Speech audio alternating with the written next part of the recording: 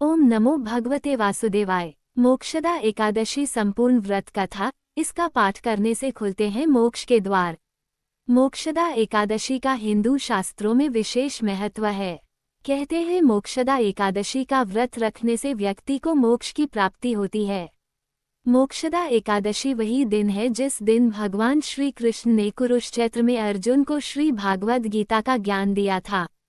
इस दिन को गीता जयंती के नाम से वैष्णव जन मानते हैं। इस दिन जो व्यक्ति गीता का दान करता है और मोक्षदा एकादशी का निष्ठा से पालन करता है वह सारे पापों से मुक्त होकर मोक्ष को प्राप्त करता है। साथ ही इस एकादशी का व्रत रखने से पितरों को भी पुण्य मिलता है। लेकिन मोक्षदा एकादशी का व्रत उसकी कथा के बिना अधूरा रहता है। युधिष्ठिर बोले, देवदेवेश्वर, मैं पूछता हूँ, मार्गशीर्ष मास के शुक्ल पक्ष में जो एकादशी होती है उसका क्या नाम है? कौन सी विधि है तथा उसमें किस देवता का पूजन किया जाता है? स्वामिन, ये सब यथार्थ रूप से बताइए। श्री कृष्ण ने कहा, नृपश्रेष्ठ, मार्गशीर्ष मास के कृष्ण पक्ष में उत्पत्ति नाम की एकादशी होती है जिसका वर्णन मैंने तुम्हारे समक्ष कर दिया है। अब शुक्ल पक्ष की एकादशी का वर्णन करूंगा जिसके श्रवण मात्रा से वाजपेय यज्ञ का फल मिलता है। उसका नाम है मोक्षा एकादशी, जो सब पापों का अपहरण करने वाली है।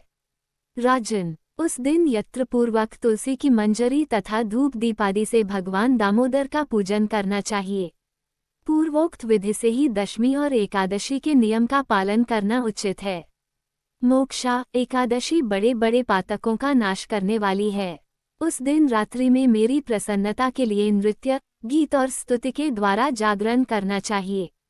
जिसके पितर पापवश नीच योनि में पड़े हो वे इसका पुण्य दान करने से मोक्ष को प्राप्त होते हैं। इसमें तनिक भी संदेह नहीं है। पूर्वकाल की बात है, वैष्णवों से विभूषित परम रमणीय चंपक नगर में वैखानस नामक राजा रहते थे। वे अपनी प्रजा का पुत्र की भांति पालन करते थे।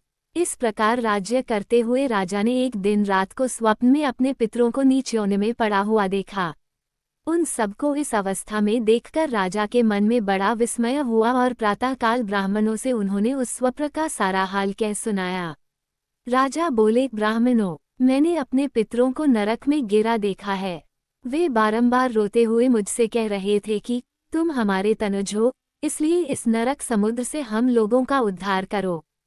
द्विजवरो, इस रूप में मुझे पितरों के दर्शन हुए हैं। इससे मुझे चैन नहीं मिलता। क्या करूं, कहाँ जाऊं? मेरा हृदय रुंधा जा रहा है। द्विजोत्तमो, वह व्रत, वह तप और वह योग जिससे मेरे पूर्वज तत्काल नरक से छुटकारा पा जाएं, बताने की कृपा करें।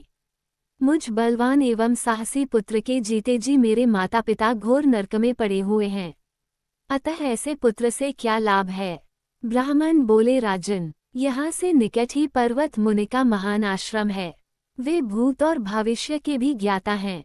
नृपश्रेष्ठ, आप उन्हीं के पास चले जाइए।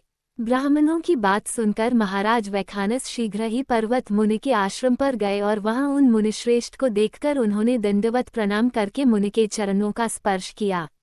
मुनि ने भी राजा से राज्य के सातों वक्रों की कुशल पूछी। राजा बोले, स्वामिन, आपकी कृपा से मेरे राज्य के सातों अंग सकुशल हैं, किंतु मैंने स्वप्न में देखा है कि मेरे पितर नरक में पड़े हैं। अतः बताइए किस पुण्य के प्रभाव से उनका वहां से छुटकारा होगा। राजा की यह बात सुनकर मुनिश्रेष्ठ पर्वत एक मुहूर्त तक ध्यानस्थ रहे।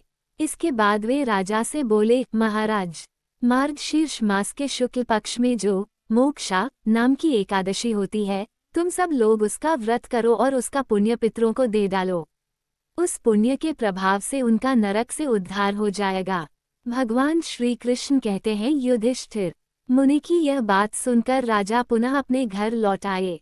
जब उत्तम मार्गशीर्ष मास आया तब राजा वैखानस ने मुनि के कथनानुसार मोक्षा एकादशी का व्रत करके उसका पुण्य समस्त पितरों सहित पिता को दे दिया।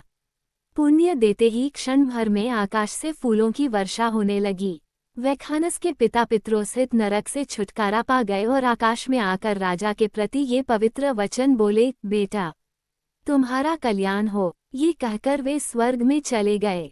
राजन, जो इस प्रकार कल्याणमयी मोक्षा एकादशी का व्रत करता है उसके पाप नष्ट हो जाते हैं और मरने के बाद वह मोक्ष प्राप्त कर लेता है। यह मोक्ष देने वाली मोक्षा एकादशी मनुष्यों के लिए चिंतामणि के समान समस्त कामनाओं को पूर्ण करने वाली है। इस महात्म्य के पढ़ने और सुनने से वाजपेयी यज्ञ का फल मिलता है।